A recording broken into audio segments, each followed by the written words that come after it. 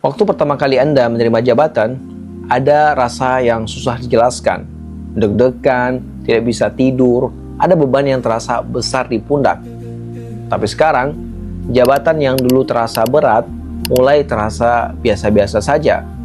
Keputusan yang dulu dipertimbangkan dengan matang, sekarang mulai diambil dengan begitu cepat.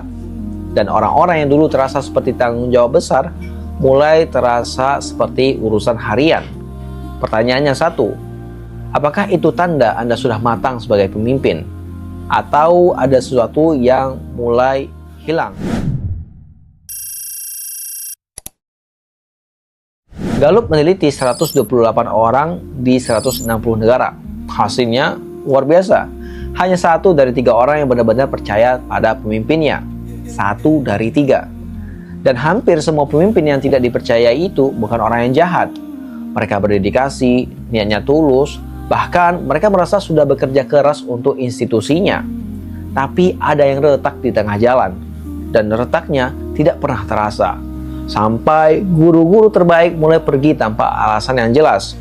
Sampai rapatnya yang harusnya produktif berubah menjadi formalitas. Sampai tidak ada lagi yang mau berbicara untuk jujur.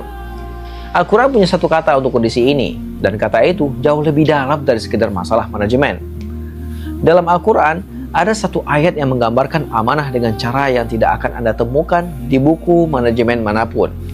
Bukan karena lebih inspiratif, tapi karena jauh lebih jujur tentang apa yang sebenarnya kita emban.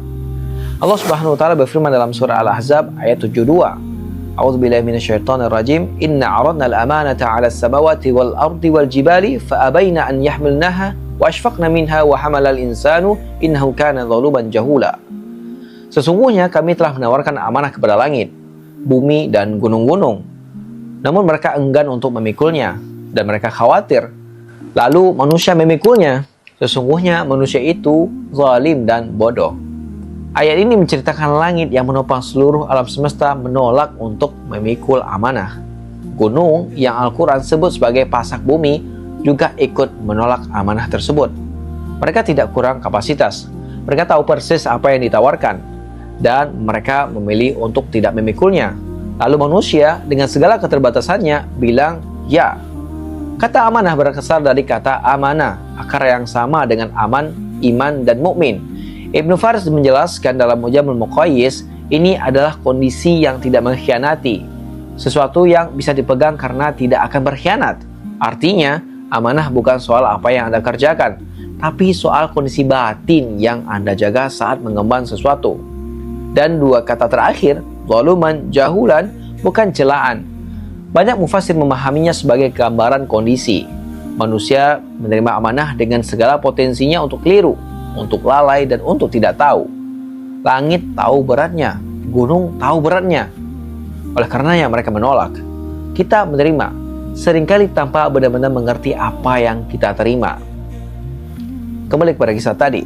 Rasa berat yang perlahan menghilang itu, dalam bahasa Al-Quran, itu bukan kondisi yang wajar atau adaptasi yang wajar. Itu tanda bahwa sesuatu sudah mulai bergeser. Jabatan yang awalnya terasa seperti beban yang harus dipertanggungjawabkan, pelan-pelan berubah jadi identitas yang harus dipertahankan. Dan ketika jabatan menjadi identitas, prioritasnya berubah.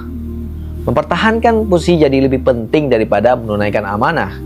Ketua yayasan yang lebih sibuk menjaga wibawa daripada mendengar kepala sekolahnya, dan kepala sekolah yang lebih takut terlihat salah daripada mengakui ada yang tidak beres.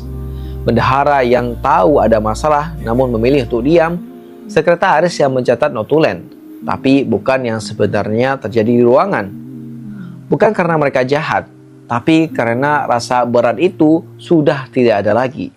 Dan kata zaluman jahulan mulai bekerja secara diam-diam, tanpa ada yang sadar. 3 pertanyaan, tidak perlu dijawab sekarang, namun perlu kita jawab untuk jujur dalam hati kita. Pertama, apakah Anda memperlakukan orang-orang di institusi Anda dengan adil? Bahkan ketika tidak ada yang mengawasi. Kedua, apakah orang-orang yang Anda beri jabatan dipilih karena kapasitasnya menanggung amanah? Atau karena kedekatan dan kenyamanan? Ketiga, apakah Anda masih membuka ruang untuk dikoreksi? Atau otoritas jabatan sudah menutup pintu itu pelan-pelan? zaluman jahulan, manusia menerima amanah dengan potensi untuk keliru.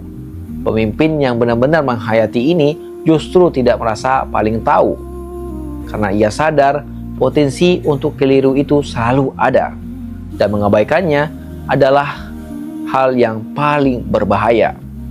Langit menolak, gunung pun ikut menolak, namun kita sebagai manusia menerima. Dan Anda menerimanya seringkali tanpa benar-benar tahu apa yang sedang Anda emban. Jabatan bukan pencapaian yang perlu dirayakan. Ia adalah ujian yang tidak pernah henti. Dan langit serta gunung yang jauh lebih besar dari kita memilih untuk tidak mengambil ujian tersebut. Pikirkanlah,